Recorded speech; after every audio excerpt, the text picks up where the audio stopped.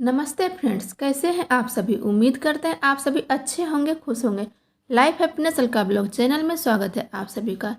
Friends, जो भी हमारे चैनल पे न्यू फ्रेंड्स हैं, चैनल को सब्सक्राइब करके ऑल बटन प्रेस कर लीजिए ताकि इसी तरह की कहानी आप तक सबसे पहले मिले और आप मेरे हर एक वीडियो का आनंद ले सकें। चलिए आज की कहानी स्टार्ट करते हैं। मेरा नाम ज्योति है।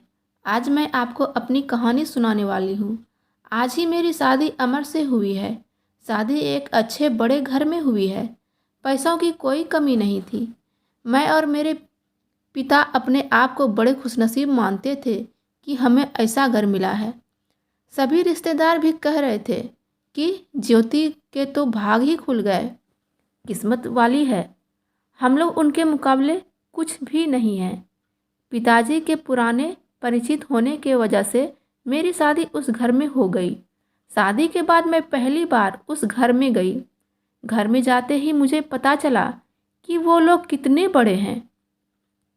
घर बहुत बड़ा था। पहली बार था जब उसका घर मैंने देखा था। सब कुछ बहुत अच्छा था। सुहाग रात का समय आ गया, लेकिन उसके पहले मेरी सास और ननद मुझे अकेले में ले गई। मेरे समझ में नहीं आया। मुझे लगा कुछ बात करना है। उनके चेहरे उतरे हुए हैं, डरे हुए थे, जैसे कि कोई बात हो, मुझसे करना चाहते हो।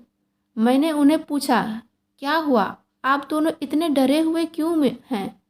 मेरी सास बोली, बेटा हम तुम्हें कुछ बताना चाहते हैं, लेकिन तुम यह सुनकर हिम्मत रखना। साथ ही मेरी ननद भी बोली कि अब हम जो तुम्हें बताने वाले हैं वो बात हम तीनों के बीच में ही रहना चाहिए। यह बड़ा घर है, यहाँ बात फैलते ज़्यादा समय नहीं लगता, और वो बात सबके सामने आ गई तो हमारे घर की इज्जत मिट्टी में मिल जाएगी। अब तुम इस घर की बहू हो और तुम्हें इस घर का मान रखना होगा। उनकी बातें सुनकर मैं सच में थोड़ा डर गई। मुझे समझ नहीं आ रहा था कि वो लोग क्या बोलना चाह रहे हैं। मैंने कहा, आप बताइए मुझे क्या है। मेरी सास बोली कि बहू, मेरा बेटा मर्द नहीं है। उनकी यह बात सुनकर मेरे होश उड़ गए। उन्होंने कहा कि मैं जानती हूँ कि तुम सोच रही होगी कि फिर हमने तुम्हें क्यों फंसाया, लेकिन हमारी भी मजबूरी है। हम यह बात ऐसे बता नहीं सकते थे, वरना सभी लोग पता चल जाएगा। मेरा बेटा रात में अक्सर बाथरूम में ही रहता है। पता नहीं वह क्या करता। जब भी उसे पूछो तो यही कहता है कि उसका पेट खराब है। कमरे में जाने के पहले अपने पति के लिए यह बातें सुनकर मुझे समझ नहीं आ रहा था कि मैं क्या करूं। मेरी ननद कहती है कि मुझे उसके बात करना चाहिए। थोड़ा समय उसके साथ बिताओ, फिर उससे खुलकर बातें करो। अगर कुछ हो सकता है तो हम ज़रूर करेंगे। हम तुम्हारे साथ हैं, तुम्हें अकेला नहीं छोड़ेंगे। सुहाग रात वाली रात यह सब सुनकर मैं अपने कमरे में जा रही थी। मुझे अब डर लगने लगा था।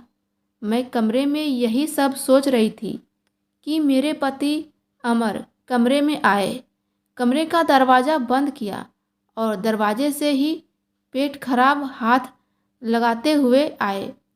बिस्तर पर मेरी तरफ पीठ करके बैठे और बोले कि उनका पेट खराब, और कुछ ही सेकेंड में वो उठकर बाथरूम में चले गए।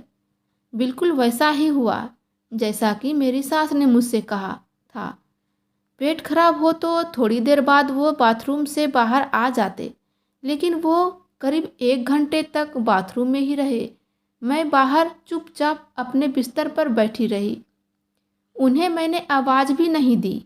बस यही सब सोचते सोचते मैं बिस्तर पर लेट गई। करीब 2 घंटे बाद वो बाथरूम से निकले।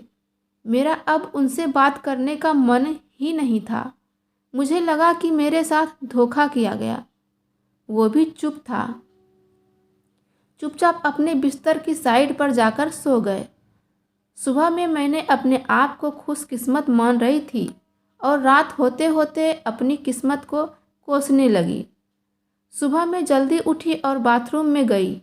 बाथरूम में जैसे ही गई मेरे होश उड़ गए, क्योंकि बाथरूम में एक नई नाइटी थी।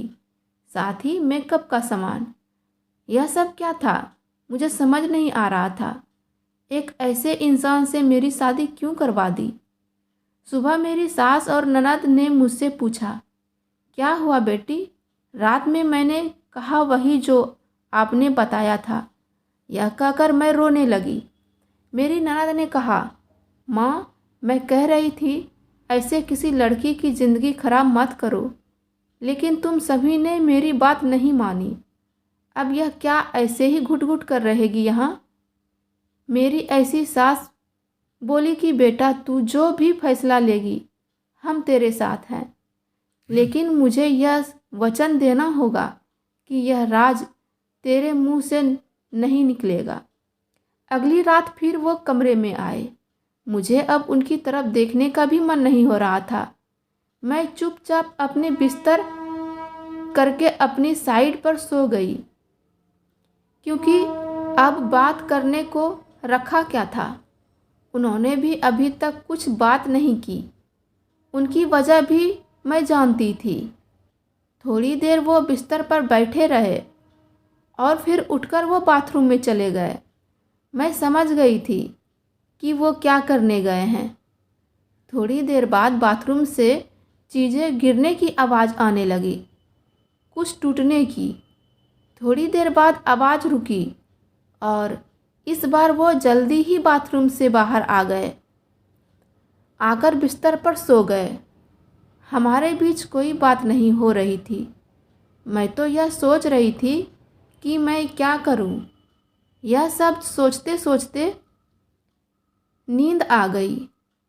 सुबह जल्दी उठी और फिर मैं बाथरूम में गई, लेकिन इस बार बाथरूम में जब गई तो सब कुछ बिखरा हुआ था।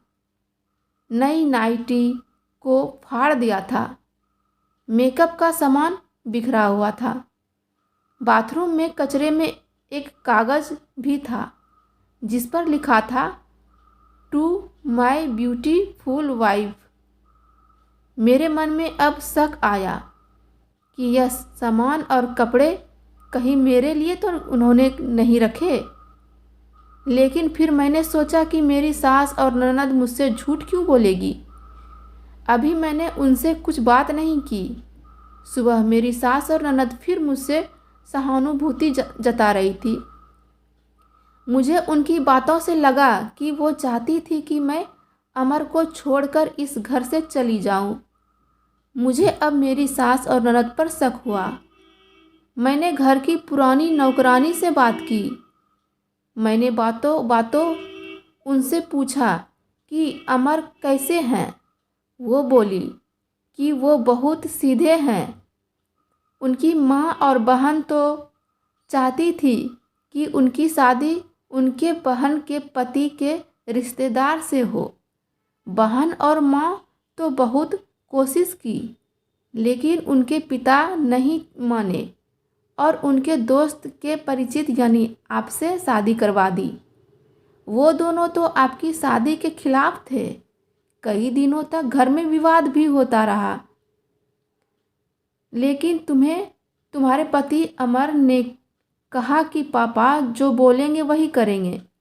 मुझे अब पता चल गया था कि मेरी सास और ननद मुझे क्यों भगाना चाहते थे।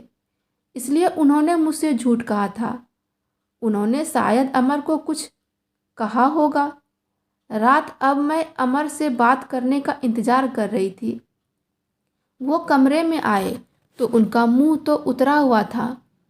यह पहली बार था जब मैं उनसे बात करने वाली थी।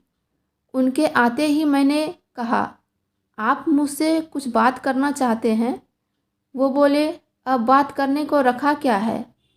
पापा का विश्वास था कि वो घर अच्छा है, इसलिए मैंने माँ और बहन की ना सुनकर तुमसे शादी की और तुमने सच छिपाया। मैंने बोला, क्या सच कि तुम मुझसे शादी नहीं करना चाहती थी। तुम्हारी ज़िंदगी में अभी भी कोई और है, यह बात तुमने ही तो माँ को बताई थी। घर की इज्जत और पापा के कारण मैं चुप हूँ, कुछ कदम नहीं उठा रहा। और मैंने भी देख लिया, सुहाग रात जिंदगी में बहुत स्पेशल होती है, लेकिन मैंने बाथरूम में 2 घंटे रहने पर भी तुम्हें फर्क नहीं पड़ा। माँ ने सही कहा था कि तुम आवाज़ भी नहीं दोगी, बात भी नहीं करोगी। मैंने बोला बाथरूम में रुकने को, उन्होंने कहा था। और वो कपड़े और मेकअप वो मेरी बहन ने रखा था। कहा था पहली रात का गिफ्ट है तुम्हारे लिए, बाथरूम में रखा था। मैं उठकर उसके पास गई और उन्हें कहा, आपको पता है उन्हें मुझसे क्या कहा? फिर मैंने उन्हें सारी बात बताई। कहा कि वो चाहते थे हम दोनों में गलतफहमी हो और हम अलग हो जाएं, ताकि वो जो चाहते हैं उनका ख्वाहिश पूरा हो जाए। अब अमर को बहुत ही गुस्सा आने लगा था। यही ख़त्म करेंगे और किसी को कुछ नहीं कहेंगे। उस रात मेरी सारी परेशानी और गलतफहमी दूर हो गई। वो थी मेरी सही मायने में सुहाग रात। अगली सुबह मेरी सास और ननद ने मुझसे पूछा कि मेरा क्या फैसला है, मैं क्या करने वाली हूँ। मैंने कहा कि मैं आप दोनों को माफ़ करके एक नई शुरुआत करने चाहती हूँ। आपको मुझसे कोई शिकायत नहीं होगी। मैं एक बहुत अच्छी बहू बनकर दिखाऊंगी। मेरे चेहरे पर मुस्कान देखकर उनके चेहरे उतर गए। ननद तो उसी दिन अपने घर चली गई।